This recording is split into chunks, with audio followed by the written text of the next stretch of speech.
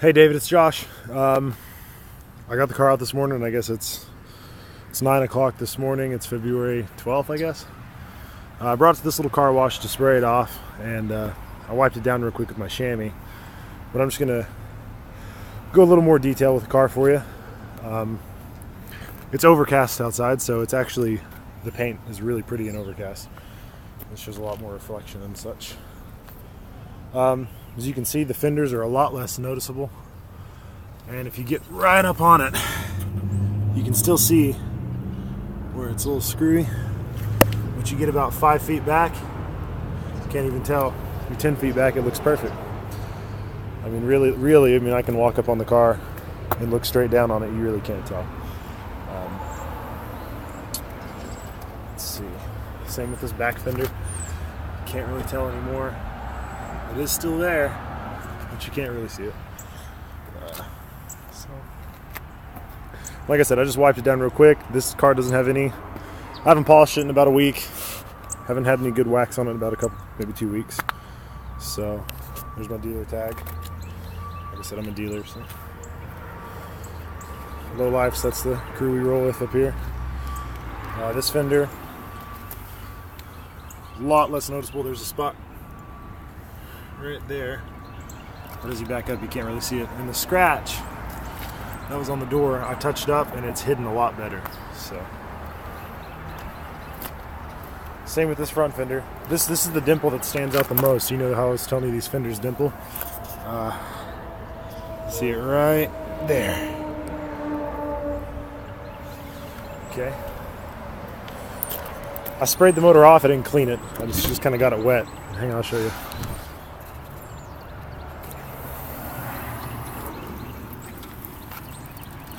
Still dripping. This is the electronic modulated suspension I was telling you about. I just put the covers back on over the coilovers to keep it looking factory under the hood. So I think it looks pretty nice like that. So that's what that is.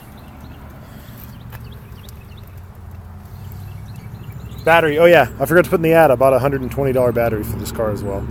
So it's got a new battery. About 3 months old, I guess, the battery. Hood pins are pretty cool.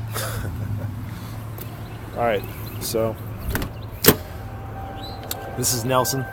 He's my business partner. Alright, I'll fire it up for you, man.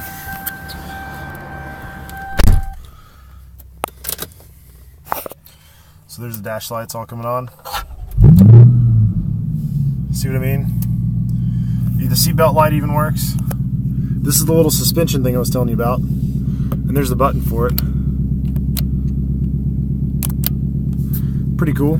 Dimmer works. Hang on. Let's see. Well, the headlights have to be on. Hang on. There we go.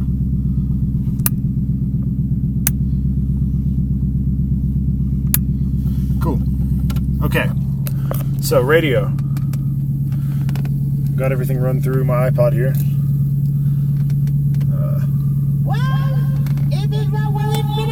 It works. I'm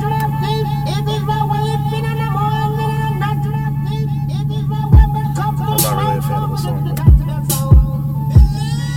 it's got tweeters up here. Okay, Lamborghini Mercy. Yo, chick, she so thirsty. I'm in that 2C Lambo with your girl, she tryna jerk. Okay, Lamborghini Mercy. Yo, chick, yeah, Nelson likes the song. Alright. Heat works. Go to AC over here. It also works. I'm not going to use it because it's 45 degrees outside. There's a Japanese button here. I don't know what it does, but when you press it inside the dash, like back here in the air system, you hear like a little something engage. I don't know what it does though. This also acts as a power button, I believe. Yeah, turns on the AM FM radio, which doesn't do anything. CD player. Let's see if it does anything today. Sometimes it just says error. Sometimes it plays though. About 50% of the time.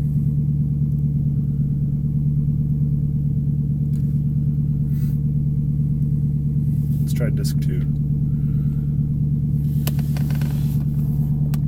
You'll probably want to put a head unit in it anyway, but we'll see if that kicks on while that's doing that. Overdrive button.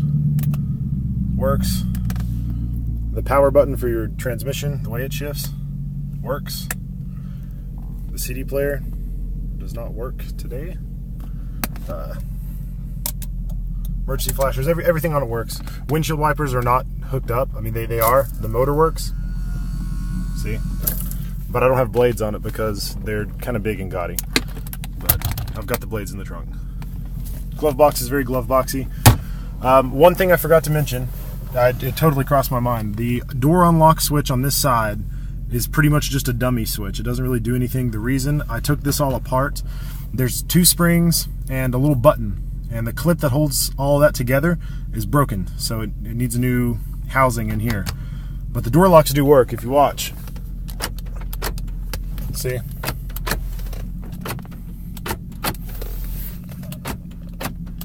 Door locks work on that side, and they work with the key in the door. This is the only other thing. Okay, windows. Here's the driver's side window, which I'm going to try to get fixed this morning. Hear the motor? Window's not going anywhere. Goes up as well. Okay, this switch works. This one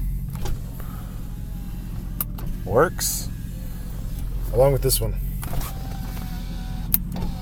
Something else kind of cool about this car you may not have known is that is badass. It works on both sides. So that's kind of cool. Let's see. None of this worked when I bought the car, but now you open the door, it works. What happened was the sensor that tells the door whether it's open or closed did not work, but I fixed it. So the gauges work.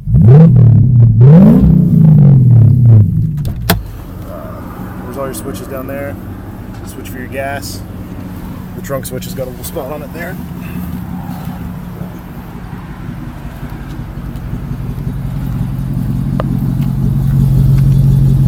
Sounds good. Like I said, door jambs are still gray and moist from where I washed the car.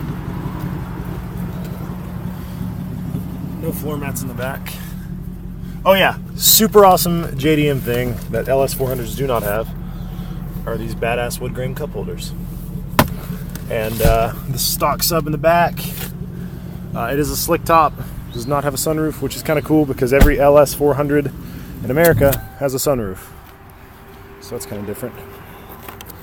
The trunk is full of stock Excelsior parts right now and a few other little things, but the trunk is here. I've got some extra grill that you can swap the emblem out on. I like the look of this grill more, I just haven't changed it. I've got extra corner light. The factory amber lights, which you saw I put the clears in. Factory kind of dark tinted tails. Some coolant from my old 240. Some underwear. There's the CD changer. I'll show you it works when I want it to. Sometimes you gotta help it. There it goes. There's a CD changer. May or may not be something you want to use. That's for the first aid kit, which it does not have. This is for tools. It actually still has some of the factory Toyota tools in it, which is kind of neat. Oh yeah, the factory spares underneath there too. You just have to take my word on it until we meet up, but it's there. I'm gonna drive this thing for you real quick to show you everything kind of how it drives.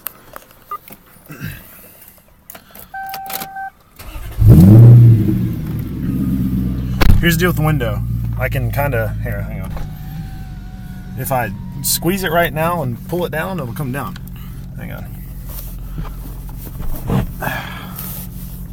Takes a little bit of muscle though, see? So I can push it down. It's got some resistance to it though. But I'm on my way to my shop right now to get that looked at.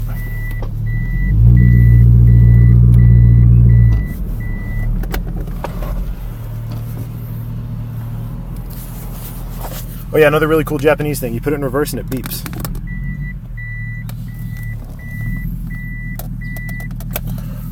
Oil level light. It's an oil level light. There's an orange one and a red one. Red means, you know, oil pressure's low. Orange is supposed to mean you have low oil level. The dipstick reads perfect oil level, and that oil light comes on and off as it pleases, really. If you get on it real good, like if you want to mash on it a little bit, Most of the time when you do that, the oil light goes away, which is kind of weird, but no, it's really weird. It's an orange light, not a red light, so nothing to worry about. And it may actually be just that the dash has a glitch in it, with the lights not working and whatnot, so it may have something to do with it.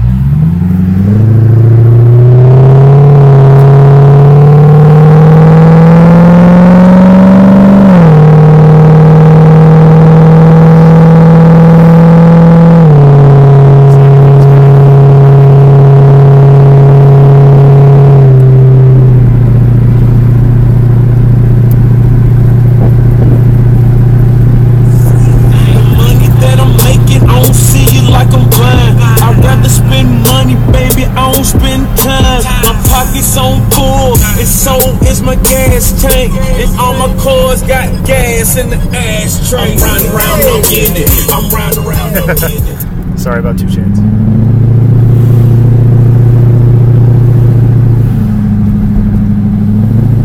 So she runs good, man. I mean, the car shifts good, the tranny shifts really good. Motor runs flawlessly. I don't have any issues out of it. When I get to my shop here, it's right up here on the left. I'll take some pictures of the title. Everything in the car comes with it. The ropes, the dash mat. There's the dash mat that I was telling you about that covered those little holes. Like I said, I have no use for the iPod. I have a better iPod. I have Spotify. It fits well right here because it covers that little shitty spot. So, you know, I'll throw the iPod in too. The left side is my fuel gauge. I have half a tank. The right side is temp. Just halfway, about where it needs to be, a little under half on temp. Yeah, man, headliner is really clean. So, all in all, man, I really think it's a nice car. And like I said, you know, you got to stress, this car is literally 22 years old now, and it's straight out of Japan. It's no conversion. This is the real deal. So for it to be as complete as it is pretty amazing. And the other thing I really like about it is if you find an LS400, basically all of the parts off an LS400 will swap right over to this bad boy, just like your S13. It's the same deal. So it's always an advantage. But we're here at the shop, so I'm gonna pull her in and see if I can figure out this window, and I'll let you know something today. See ya.